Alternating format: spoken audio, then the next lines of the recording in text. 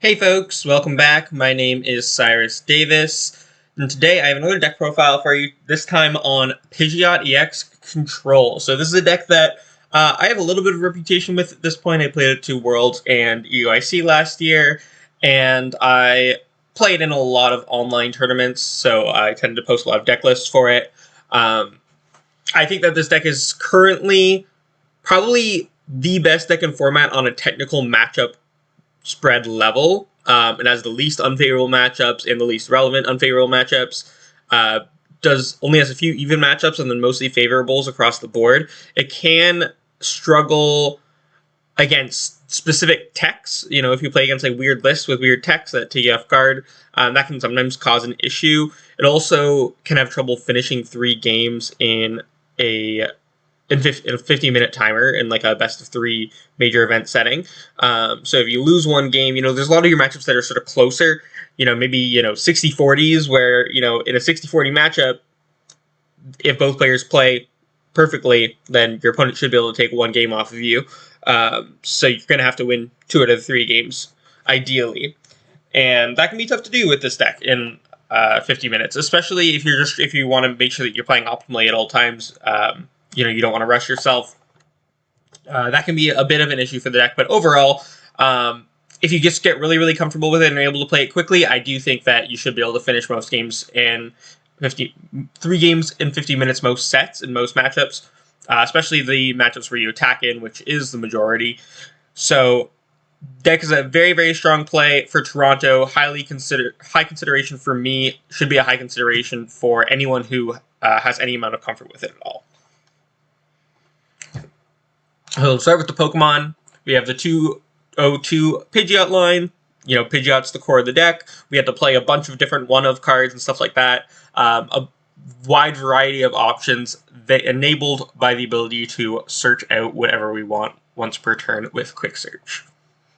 Then we play 2 Rotom. So we're not attacking, especially in the early game, we're not attacking super often. So we're going to use Instant Charge to end our turn a lot of the time, just draw a few extra cards. Especially helps just get our Rare Candy into Pidgeot out on turn 2 as consistently as possible. Then we have 2 Mimikyu. So Mimikyu just really good wall into a lot of matchups right now. We'll talk sort of about which matchups you should be using Mimikyu in when we get to the matchup section. But just generally speaking, there's a lot of decks that don't have good answers for Mimikyu, like non-EX, non-V Pokemon. Decks like Charizard or Drago come to mind. Okay, and then we get to the one-ofs. We have Bloodmoon. So Bloodmoon is our main attacking threat. You know, we go behind on prizes early usually. Bloodmoon has a lot of HP, especially when boosted by something like Bravery Charm or Hero's Cape. It can attack for double turbo energy. It can also attack for 0 energy near the end of the game. And we can also reduce its attack cost further with counter gain. A lot of matchups, your game plan is going to revolve around getting to a late game position where your opponent cannot get around Bloodmoon and cannot one-shot it, and then you can just keep attacking with it and using Penny on it over and over and over again.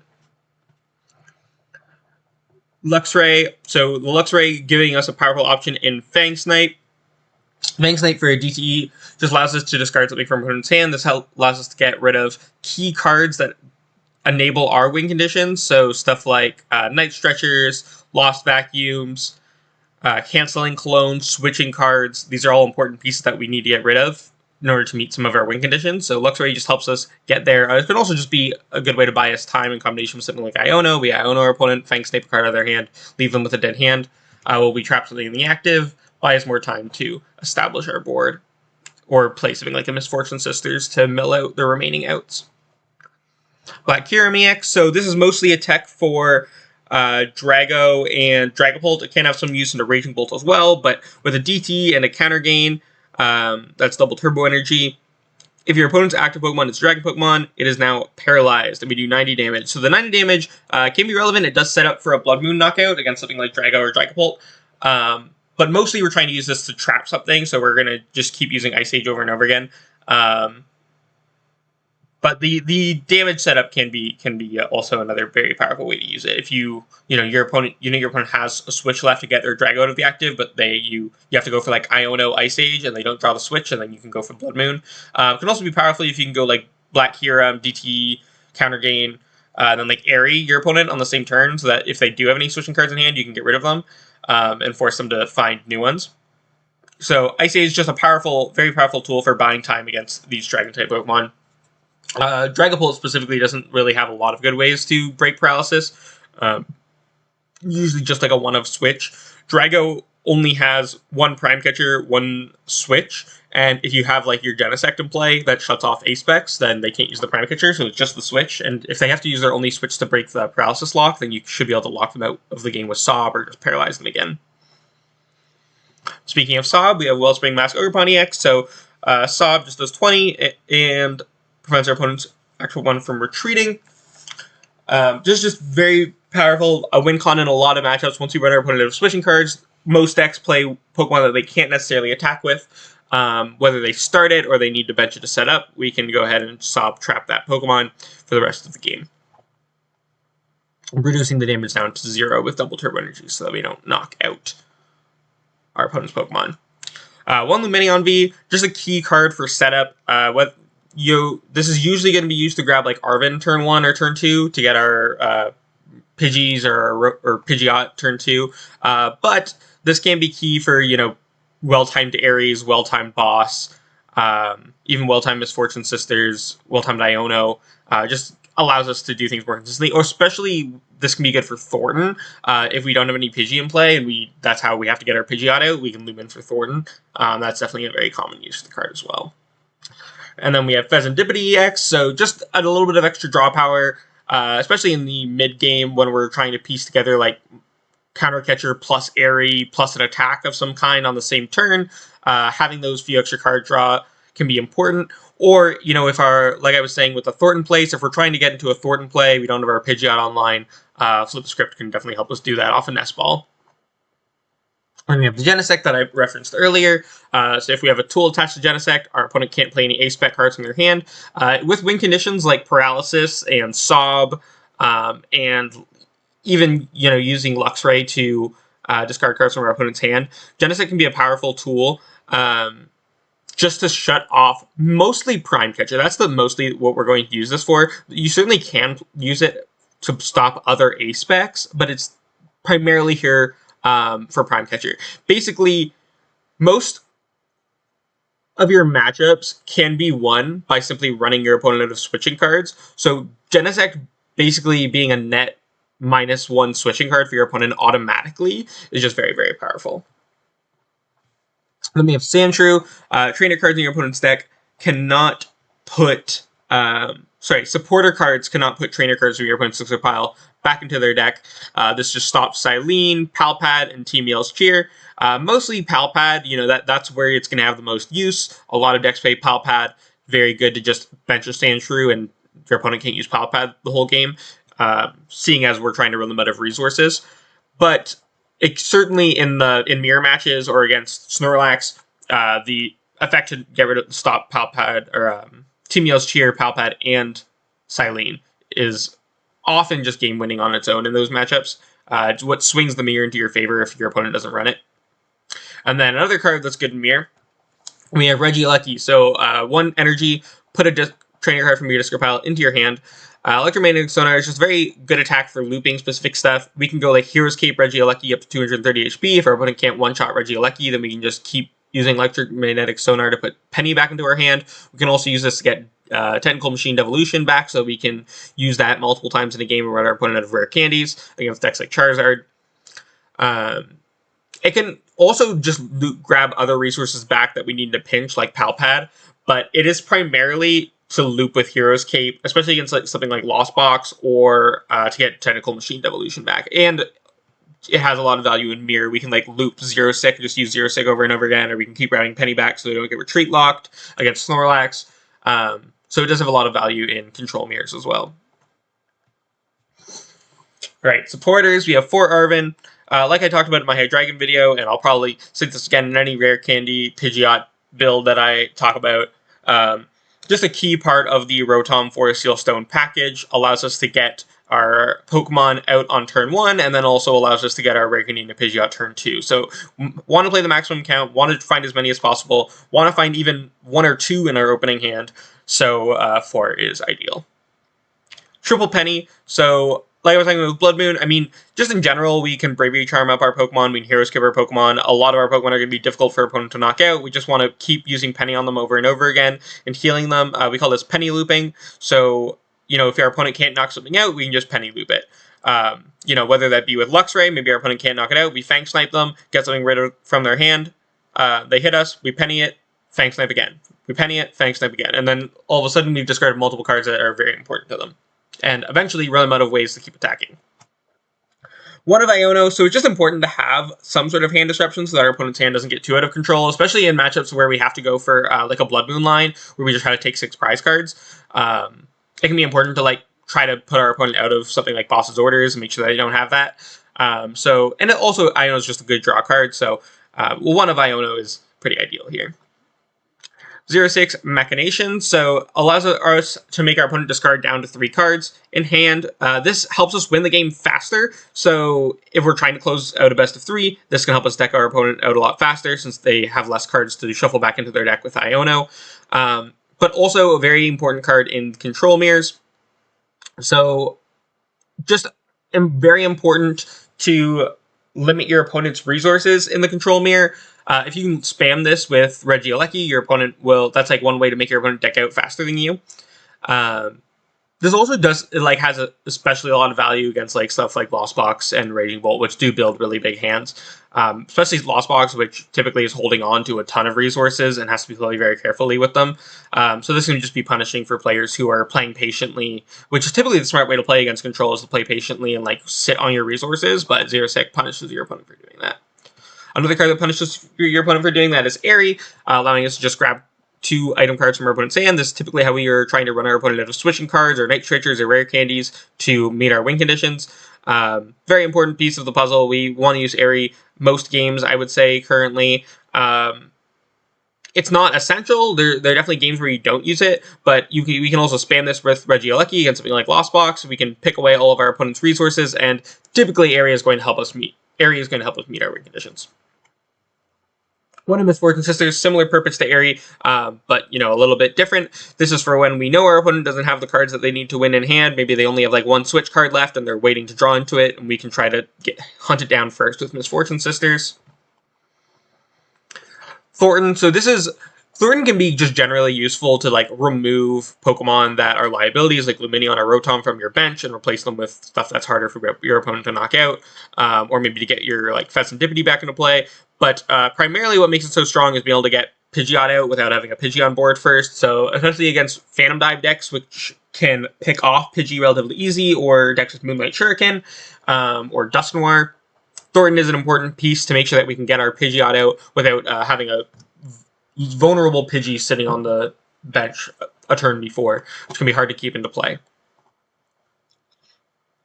One Roseanne's backup, so this can get back quite a few things. Our A-Spec is Hero's Cape in this list, so we do want to be able to get back our A-Spec. You know, it obviously sucks if we, you know, have our Pokemon with Hero's Cape attached knocked out, and then we can't get, we just don't get to use our A-Spec that game, basically, or don't get any more use out of it.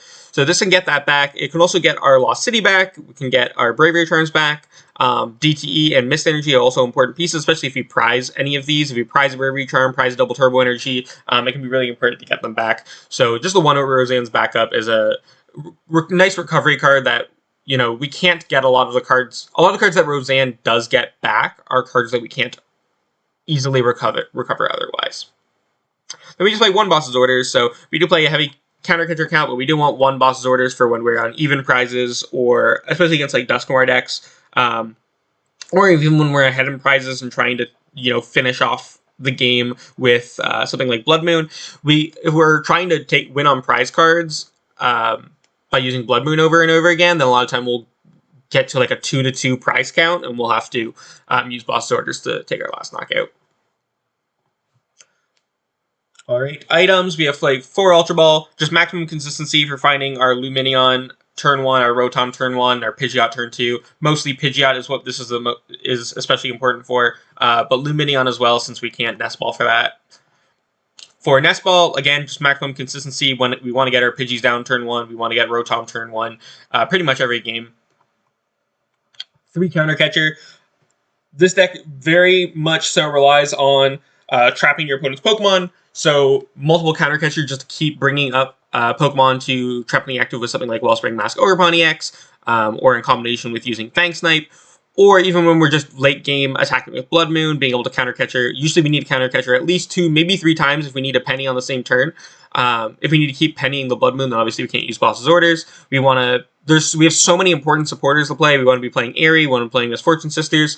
We want to be playing Xerosic, so having a item Gust is very important, and we're almost always behind on prize cards, so just a very easy inclusion over more Boss's Orders.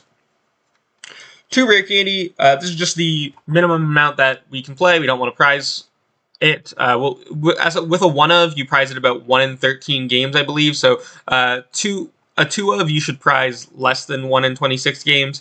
I don't know what the exact number is, but it's very low. So 2 is, fine. It's the same odds as prizing double Pidgeot, which anyone who's played Pidgeot deck knows that doesn't happen very often. And if it does, you can just go to game 2. But we do need to play 1 Rare Candy over the course of the game to get our Pidgeot out. We almost always don't need to get a second Pidgeot out, so 2 does the trick. 2 Pal Pad. This is just very important. We have so many important supporters, especially if we're trying to Penny loop something late game like Bloodmoon. We might want to Pal Pad 2 Penny back in. We might want to use Eri 3 times in a game, so we Pal Pad it twice. We might want to use Misfortune Sisters 3 times in a game. We might want to get our Iono back. We just have so many very, very important supporters, and we play such long games. A lot of decks, especially aggressive decks, right, they can normally get away with playing not a whole lot of supporters because you're only taking maybe 4 or 5 turns, so you're only playing maybe 4 or 5 supporters. But in a deck like this, where games are super, super long, you might play, upwards of 10 supporters in a game, so having Pal Pad to recover them is important. Okay, 1 Hisui and Heavy Ball. We do play the double Rotom, just make sure that we don't prize it, because that is how important Rotom is to this deck's strategy. Probably more important than in any other deck, as far as Rotom goes, maybe other than Snorlax. But we still want Heavy Ball for our many, many 1-ofs, or we could always prize double Pidgey or something like that and need Heavy Ball for it. Or there are a lot of matchups where we need to get 2 Pidgey down turn 1, ideally, because it's so easy for our opponent to knock 1 out. So having Heavy Ball for that as well, but like I said, we just play so many important 1-of Pokemon that it's important to play Heavy Ball to get it out. 1 Night Stretcher. This is just the best Pokemon recovery. We don't play any basic energy, so there's no point in playing Super Rod. We don't need to get that many Pokemon back. We just want the 1 Night Stretcher to get a Pokemon right to our hand. Typically, this is recovering, maybe something we had to discard earlier, or Pidgeot that's been knocked out and we want to get back into play. Or, like a Luxray that got knocked out. 1 is typically more than enough. We still have Roseanne if we need to recover a Pokemon as well. And we can use Regieleki to get Pokemon recovery back in a very, very worst case scenario. Then we have a single copy of Lost Vacuum. This is our only way to, other than Lost City, to bump Stadium. So just having that extra Stadium bump is very important. We can also might want to bump our own Lost City in certain situations. And then stuff like Bravery Charm can be annoying if we're trying to knock out like a Raging Bolt with a Bloodmoon, or really anything with a Bloodmoon. Bravery Charm can be a bit annoying against. Lost Vacuum also good against Snorlax and their handheld fan. So just a few uses. There's quite a few, or Temple of Sinnoh and Jamming Tower can both be really, really annoying for the deck. So Lost Vacuum is important to get rid of those. Just makes sense to have the Arven Searchable out. We don't have that many stadiums that we really need to play ourselves. You can play an Artisan in this spot, but having an Arven Searchable option is really nice, especially against Jamming Tower. If you can Arven for Vacuum and Stone, that can be pretty important. All right, and then Stadiums, Tools, Energy. We have the 1-of Lost City that I was talking about. This is mostly to Lost Zone. Things that can be an issue for us and knock out Pokemon that otherwise our opponent doesn't have ways to knock out. Mostly this means things that can knock out Mimikyu. So against Raging Bolt, if we knock out their Slitherwing and Lost Zone it, then our Mimikyu now goes unchecked and our opponent can't knock it out at all. Against something like Miraidon with a Zapdos, we can knock out the Zapdos, just Lost City it.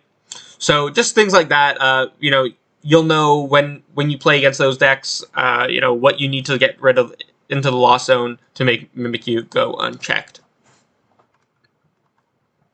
Then we play double Bravery Charm. We don't want to prize it. We pretty much need to use one almost every game, but this just, the extra 50 HP just puts a lot of things out of range. 210 damage tends to be like the, not super hard to hit, tends to be the sweet spot for what is an easy attack to use. They can typically do that much, so putting a lot of our Pokemon above that range is very nice. And then, of course, Bloodmoon, staying out of range of stuff like Lost Impact, making 310 HP just pretty difficult to one-shot for a lot of things. And we can also use this to protect like our Pidgey from Phantom Dive as well. One counter gain, so that's just reducing our attack cost, allows us to attack with just a missed energy and a counter gain on things like Luxray. Also allows our Black Kyurem to attack for double turbo energy. It's an extra attachment for Bloodmoon, even if, you know, maybe our opponent's at 2 prize cards, it's still like an Arven searchable attachment basically to meet Bloodmoon's attack cost. Or, you know, Wellspring Mask Ogerpon EX's attack cost. So like even if you don't need to reduce the cost of the attack, just having basically an Arven searchable way to use those attacks is very nice as well.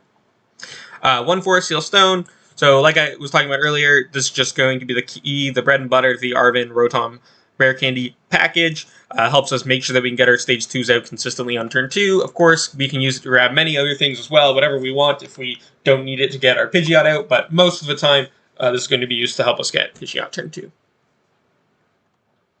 1 Tentacle Machine Evolution. This is mostly for the Charizard matchup. Obviously, it has used in other matchups as well, but this is just like, Charizard can be a problem ever since Dusknoir came out, since it can knock out your Pidgeot so easily. And the fact that they have to use Rare Candies on Dusknoir to give you issues means that they run out of Rare Candies a lot faster, and Tentacle Machine Evolution can be a much more threatening win condition, especially if we can reuse it with Regieleki. Then we have the 1-of Hero's Cape. So I know a lot of people like Sparkling Crystal, even Secret Box. I saw someone playing Megaton Blower recently, but I still stand true that Hero's Cape is the best A-Spec in pitch control. I think that there are a lot of matchups. I think that all of the other A-Specs are cool. Like, they have uses. But to me, it is the safest to just have a way to push your Pidgeot above 280 HP. There's a lot of things that can one-shot a Pidgeot. You don't want to get your Pidgeot knocked out. It is the most consistent, in my opinion, to have a way to protect your Pidgeot. Obviously, Hero's Cape can also go on Mimikyu to protect it from Dusknoir knockouts, and go on Bloodmoon to make it incredibly difficult to knock out. Not much can one-shot a Bloodmoon with the Hero's Cape. But primarily, this card protects Pidgeot. I think that it is great for all of its other uses, and you will not always use it on Pidgeot. I'd say maybe even only about 50% of your games, but in specific matchups more so. But against like decks like Raging Bolt, Lugia, and Regidrago, which all have easy, or even Charizard, or like Palkia, even Terapagos. There's just so many decks that can have like good ways to knock out Pidgeot, and Hero's Cape makes it just significantly more difficult for them. 2 Double Turbo Energy. We talked about a lot of our attackers already that utilize Double Turbo Energy, Black Kyurem, Luxray, even Bloodmoon. Also, it's very, very important to reduce the damage on Wellspring Ogerpon's Sob attack. That way we don't knock out our opponent's active Pokemon that we are trying to get stuck in the active spot. You know, obviously if we knock it out, it's not stuck anymore. So we cannot prize this in any game that we need to use Wellspring Mask Ogerpon. We have to play 2, and 2 is good anyways because we play so many attackers that can actually utilize it. Double Mist Energy, so this is just mostly to protect from things like Phantom Dive and Tentacle Machine Evolution. Right now, definitely the most important for Phantom Dive against like Regidrago and Dragapult. But it also there are other attacks that this is like pretty solid into as well. Munkidori is one that actually, if you're trying to saw block, trap on Munkidori in the active with Wellspring Mask Ogerpon, Mist Energy can protect from the confusion so that you can keep using that attack unchecked. So there's definitely like plenty of other niche uses for Mist Energy as well. Or Frenzied Gouging is another one in Roaring Moon. We've already discussed them a little bit already, but let's actually get into our matchups now, starting with our positive matchups. Firstly, we have Regidrago V-Star. You have a lot of win conditions in this matchup. You can lock them out with Wellspring Mask Ogerpon EX on something that can't attack, especially even if they have like all Pokemon that can technically be powered up to attack. A lot of time you can just run them out of energy, which is also a win condition if you just run them out of ways to recover energy and then knock out the Pokemon that they have that can knock out Bloodmoon.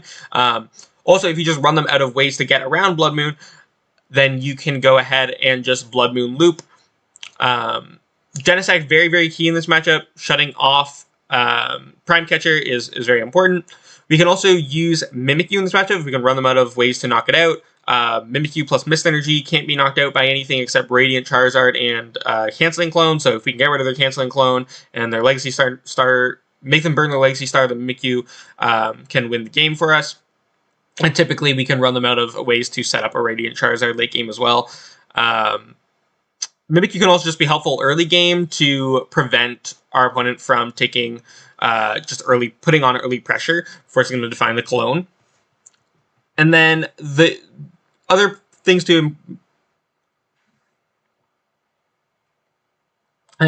consider in this matchup are, putting Mist Energy on the right things to make sure that you're preventing Phantom Dive on the right targets. Using Misfortune Sisters to find their switching cards, using Eri and Fang Snipe at the right times can all be important as well. Then we have Raging Bolt, another pretty favorable matchup. Like I said, we can just Lost Zone their Slitherwing, and then go for Mimikyu. That is probably the easiest win condition here. We can also just run them out of switching cards if they have something that can't attack, and then just lock them out with Wellspring. And if we really need to, if our opponent gets too aggressive and we aren't able to meet either of our deck out win cons, then we can go for just like trying to loop Bloodmoon late game with Iono and just hoping that they don't find like the key Sada and attachments to knock it out. Especially with the Hero's Cape, the Bloodmoon gets pretty tanky, so looping Bloodmoon for all of our prize cards near the end of the game can also be an option. Right on, another positive matchup. They're not playing switch cards usually anymore, maybe one, so we can just deck them out with Wellspring Mask Ogerpon EX if they do have to bench something that, a lot of times they'll even open something that can't attack. So that is definitely a win condition. Our easiest win condition is the winning list from Sacramento didn't play any outs Mimikyu except Magneton, which only does 40 damage, so we can just win with Mimikyu. Their 40 damage is not going to beat us before they deck out. We can just keep counter-catching stuff so that they keep having to retreat back into the Magneton. If they bench Latios to make it easy to retreat into Magneton, then we can just saw block the Latios. So Mimikyu, this deck is like a very easy matchup for any control deck now, especially now that they don't play Zapdos. But, we can also just Blood Moon loop them. This is also a very viable win con if we have to, but Mimikyu and Wellspring are almost always going to be the easiest win conditions in this matchup. Charizard, so I started talking about how to play this matchup earlier. We're trying to use Devolution TM with Regieleki multiple times. Just run them out of rare candies. Mimikyu, very important here, obviously. They don't play a lot of outs to Mimikyu, so we just want to wall them out with that early to force them to use their Dusk Words to knock it out, which also can, divert the attention off our Pidgeot, which is what they would like to be using their Dusk Words on. We can also just sort of deck them out with Sob. If we can use something like Luxray early game and get rid of their Turo, maybe play Sandshrew to get rid of their Pal Pad, and then, if they have like a Rotom or something like that on bench, we can just win with Sob. That is definitely still an option, but it gets sketchier because they can use Duskmores to potentially to take some prize cards. But if we can do that early enough, maybe they open Rotom or something like that, then we don't have to worry as much. But yeah, we're going in with Luxray Bravery Charm early game to force them to Duskmore it to knock it out, can help us get rid of a lot of their resources right away. Then we have Lost Box, another very favorable matchup. We have Xerosic, we have Eri, we have Misfortune Sisters, we have Fang Snipe, we have Regieleki to loop Penny and Eri or Misfortune Sisters. So just so easy for us to get rid of all their Mirage Gates, all their Super Odds, all their switching cards. They can be a little bit sketchy if they get like turn 1 Moonlight Shuriken, or we just never get Pidgeot on board, or they immediately like amp you very much, or arm press our Pidgeot. That can be a problem for sure if they just like really overwhelm us with aggression, but we should be able to keep them in check with Eri, Misfortune Sisters, and Iono and Regieleki. Gholdengo EX, another very favorable matchup. Similarly to Lost Box, they just are very resource intensive. We can Eri and Misfortune Sisters all of their energy recovery cards away, and then at that point they don't have a lot of ways to take knockouts. They also don't really have a lot of Mimikyu outs. The newest list is playing like Dusknoir and Togekiss, so they can Dusknoir through 1 Mimikyu, but they only play 2 rare candy, so they can't really, they can maybe get a second Dusknoir out, but they don't have great ways to deal with Mimikyu. It's a pretty easy matchup. Iron Thorn, so this is the matchup where they don't have Mimikyu outs. They may play 1 Cologne. If they play 2 Cologne, then they can potentially try to, clone through both Mimikyus, but we can try to catch the Cologne on Eri or Misfortune Sisters, so definitely a favorable matchup either way. Dragapult. So this is a matchup where Black Kyurem comes in. We can paralyze them multiple times. They only play one switching card. We can also Sob Trap something. But primarily, paralysis locking and then knocking out with Blood Moon is also a very viable strategy. We can also, if they don't, they do have multiple Dracloak usually to evolve from, but Devo TM can also come in pretty important, can be pretty impactful. If they have to use Dusknoirs to take knockouts, then, that obviously puts us closer to winning with Blood Moon, so that gives us the prize win condition as well. Same with against Charizard. Ceruledge, so Ceruledge, another deck that doesn't really have good Mimikyu out, so we can just wall them out with Mimikyu really easily. That's really just how that matchup, what that matchup comes down to. They can't really get through Mimikyu very well. Then we have Snorlax. So against Snorlax, they don't have ways to really put pressure on us the way that we do them. We can use Fang Snipe to discard all of their trainer cards, and we can use Regieleki to just infinitely get cards like Eri and Xerosic back. And then obviously we also play the Sandshrew to shut off Pal Pad, Meowscarada, and Silene. So that really is the nail in the coffin, especially if they don't play Sandshrew themselves. Then we have our even matchups. Gardevoir. So we do play Lost City, so we can Lost City some of their important attackers like Drifloon or Screamtail.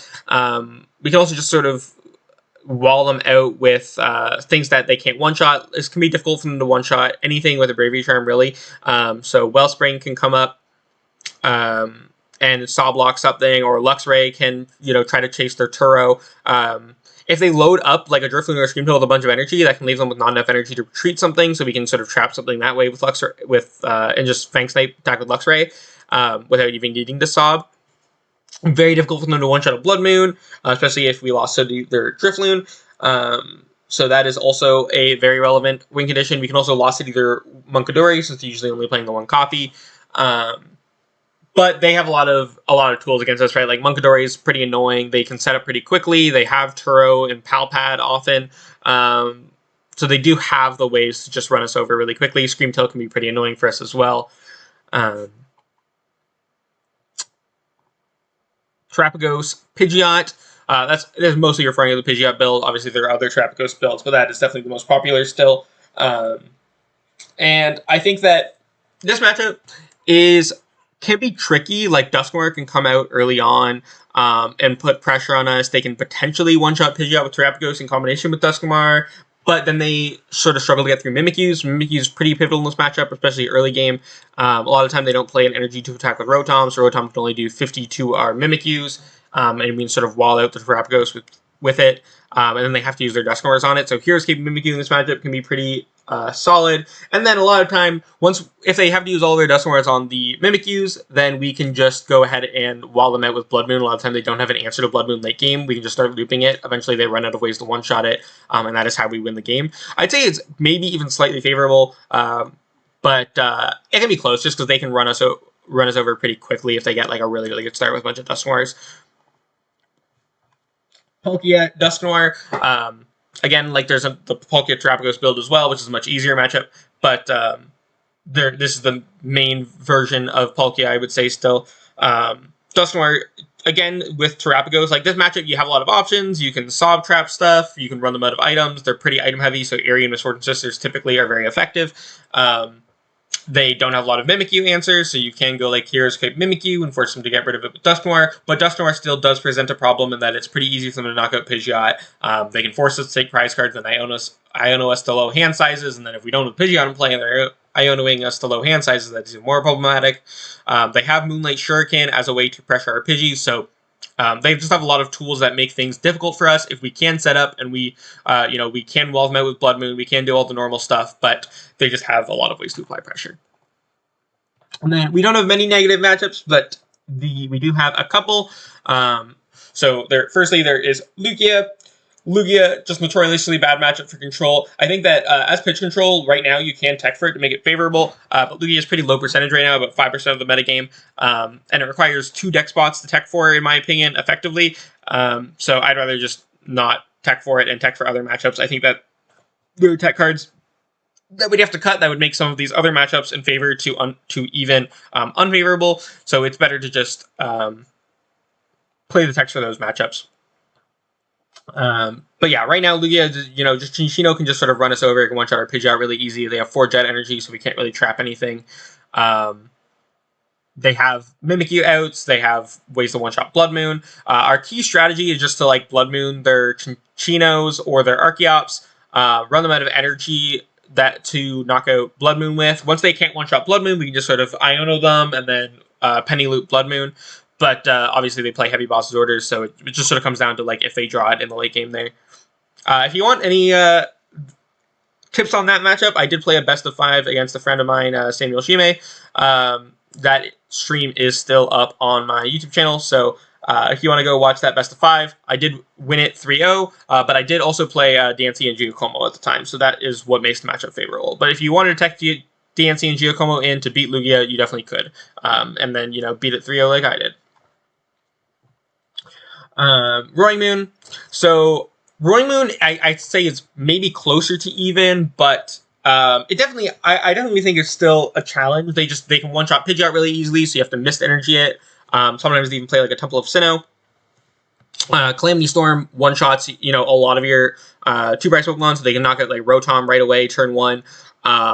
If you only get 1 Pidgey down, they're definitely going to knock it out turn 1. It's just like super easy. They play like heavy Pokemon catcher, so most of the time they're going to be able to get a knockout on it. You can't trap anything because of Petra on TX, so that line of slowing them down or to win the game is just like completely off the table right away. And yeah, they just put a lot of pressure on really quickly. They have ways, typically they have like Baby Roaring Moons, so they have a way through Mimikyu as well, and Frenzied Gyojin can also get through Mimikyu. So you still have a lot of good walls that check them. Typically your best win condition is Blood Moon, but part of the problem in the matchup too is that like you can't Blood Moon super early because you can't Blood Moon with DTE, it doesn't do enough damage to knock out, so you have to like counter catcher things like Petron and knock those out with Blood Moon instead. Which means that the Roaring Moon goes unchecked and they can just knock your Blood Moon back out in return. If you're attacking with DTE, then you're not attacking with Mist Energy. But you can go Mist Energy Blood Moon, and if you can run them out of like ways to get around to like Gust, like if you Eri or Misfortune Sister, all their Pokemon catchers, maybe their boss is already used, and you have Sandshrew in place, they can't get it back with Pal Pad, then you can just sort of go like Blood Moon, Mist Energy, loop that forever, and they can't knock it out. So that is typically like your easiest way to win. And I do think that like you can do that sort of stuff a good amount of time, which is why I said it's like closer to even, but I definitely think it slightly favors Roaring Moon. But that is everything. I think that I hope that all those matchup rundowns help you in your start playing this deck, or even if you're an experienced player, help you maybe find some lines that you otherwise weren't super comfortable with in those matchups. I think this list is really strong. I think the deck is a really strong play for Toronto or whatever, any events really upcoming in general. I think the deck is S tier. I think it has been S tier for a while, but not a lot of people like to play it. It's very difficult to play. I think that is just like been a big deterrent for people. I think people know that it's at least tier 1. I think everyone knows that it has been and is a top tier deck that just not a lot of people play. But right now, I think it is contender for one of the best decks in the format. And like this matchup spread just speaks for itself. Well, thank you for watching. All of my links to all my socials and other content is in the description below. Make sure to like and subscribe and all that good stuff, and I will talk to you again very soon.